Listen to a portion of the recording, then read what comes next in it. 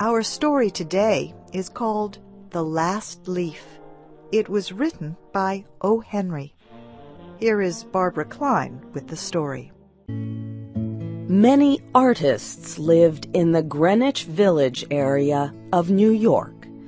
Two young women named Sue and Johnsy shared a studio apartment at the top of a 3-story building. Johnsy's real name was Joanna. In November, a cold, unseen stranger came to visit the city. This disease, pneumonia, killed many people. Johnsy lay on her bed, hardly moving. She looked through the small window. She could see the side of the brick house next to her building. One morning, a doctor examined Johnsy and took her temperature. Then he spoke with Sue in another room. "She has one chance in, let us say, 10, he said. "And that chance is for her to want to live. Your friend has made up her mind that she is not going to get well. Has she anything on her mind?" She wanted to paint the Bay of Naples in Italy some day," said Sue. "Paint?" said the doctor. "Bosh! Has she anything on her mind worth thinking twice? A man, for example?" "A man?" said Sue. "Is a man worth— But no, doctor, there is nothing of the kind." "I will do all that science can do," said the doctor. "But whenever my patient begins to count the carriages at her funeral, I take away 50% from the curative power of medicines." After the doctor had gone, Sue went into the workroom and cried. Then she went to Johnsy's room with her drawing board, whistling ragtime. Johnsy lay with her face toward the window. Sue stopped whistling, thinking she was asleep. She began making a pen and ink drawing for a story in a magazine.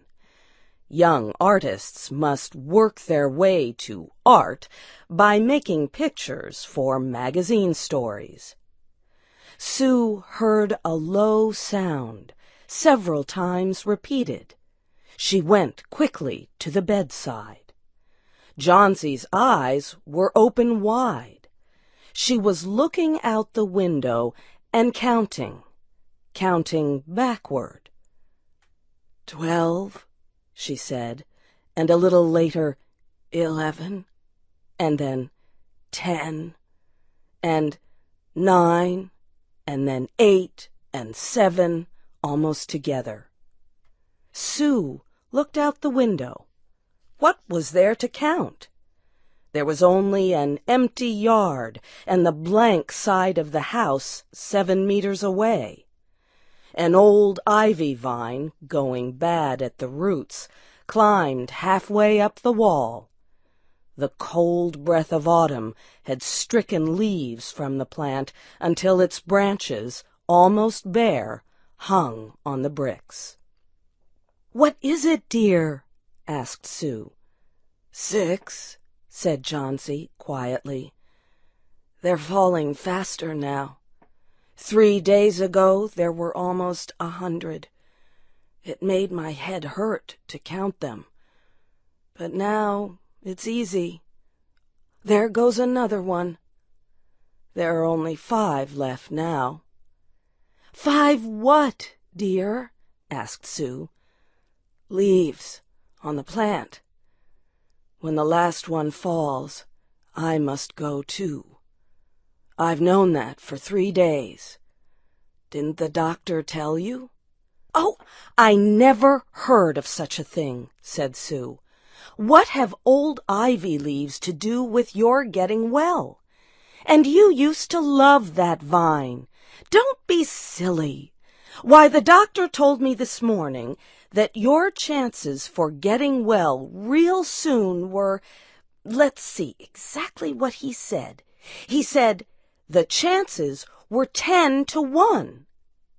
Try to eat some soup now, and let me go back to my drawing so I can sell it to the magazine and buy food and wine for us." "You needn't get any more wine," said Johnsy, keeping her eyes fixed out the window. "There goes another one. No, I don't want any soup. That leaves just 4. I want to see the last one fall before it gets dark. Then I'll go too." "Johnsy, dear," said Sue, "will you promise me to keep your eyes closed and not look out the window until I'm done working? I must hand those drawings in by tomorrow." "Tell me as soon as you have finished," said Johnsy, closing her eyes and lying white and still as a fallen statue. "I want to see the last one fall. I'm tired of waiting. I'm tired of thinking. I want to turn loose my hold on everything and go sailing down, down, just like one of those poor, tired leaves." "Try to sleep," said Sue. "I must call Mr. Behrman up to be my model for my drawing of an old miner. Don't try to move until I come back." Old Behrman was a painter who lived on the ground floor of the apartment building. Behrman was a failure in art. For years he had always been planning to paint a work of art, but had never yet begun it. He earned a little money by serving as a model to artists who could not pay for a professional model. He was a fierce little old man who protected the 2 young women in the studio apartment above him. Sue found Behrman in his room. In one area was a blank canvas that had been waiting 25 years for the first line of paint. Sue told him about Johnsy and how she feared that her friend would float away like a leaf. Old Behrman was angered at such an idea. "Are there people in the world with the foolishness to die because leaves drop off a vine? Why do you let that silly business come in her brain?" "She is very sick and weak," said Sue, "and the disease has left her mind full of strange ideas." "This is not any place in which one so good as Miss Johnsy shall lie sick," yelled Behrman. "Some day I will paint a masterpiece, and we shall all go away." Johnsy was sleeping when they went upstairs. Sue pulled the shade down to cover the window. She and Behrman went into the other room. They looked out a window fearfully at the ivy vine. Then they looked at each other without speaking. A cold rain was falling, mixed with snow. Behrman sat and posed as the miner. The next morning, Sue awoke after an hour's sleep. She found Johnsy with wide-open eyes staring at the covered window. "Pull up the shade. I want to see," she ordered quietly. Sue obeyed. After the beating rain and fierce wind that blew through the night, there yet stood against the wall one ivy leaf. It was the last one on the vine. It was still dark green at the center, but its edges were colored with the yellow. It hung bravely from the branch about 7 meters above the ground. "It is the last one," said Jauncey. "I thought it would surely fall during the night. I heard the wind. It will fall today, and I shall die at the same time." "Dear, dear," said Sue, leaning her worn face toward the bed. "Think of me, if you won't think of yourself. What would I do?"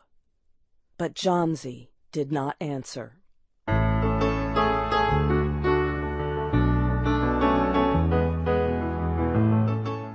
The next morning, when it was light, Jauncey demanded that the window shade be raised.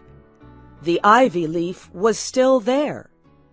Jauncey lay for a long time looking at it.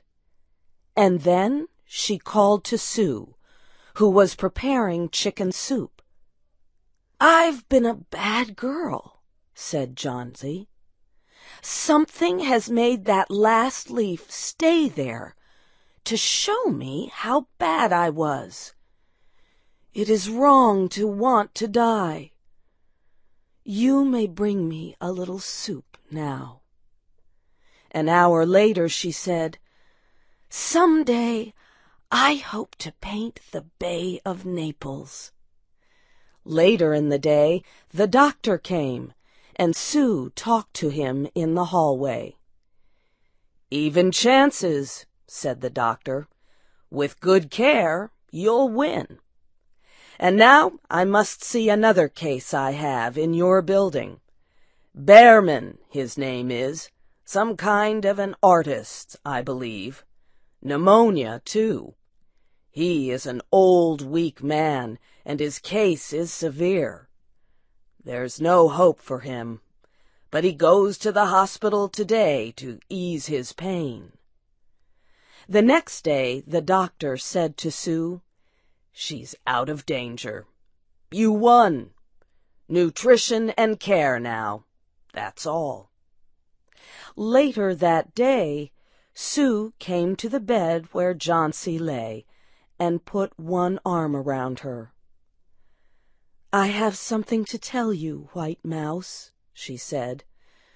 "Mr. Behrman died of pneumonia today in the hospital. He was sick only 2 days. They found him the morning of the first day in his room downstairs, helpless with pain. His shoes and clothing were completely wet and icy cold. They could not imagine where he had been on such a terrible night. And then they found a lantern, still lighted, and they found a ladder that had been moved from its place, and art supplies and a painting board with green and yellow colors mixed on it. And look out the window, dear, at the last ivy leaf on the wall. Didn't you wonder why it never moved when the wind blew? Oh, darling, it is Behrman's masterpiece. He painted it there the night that the last leaf fell." You have heard the story The Last Leaf by O. Henry. Your storyteller was Barbara Klein. This story was adapted by Shelley Gullist and produced by Luan Davis. I'm Faith Lapidus.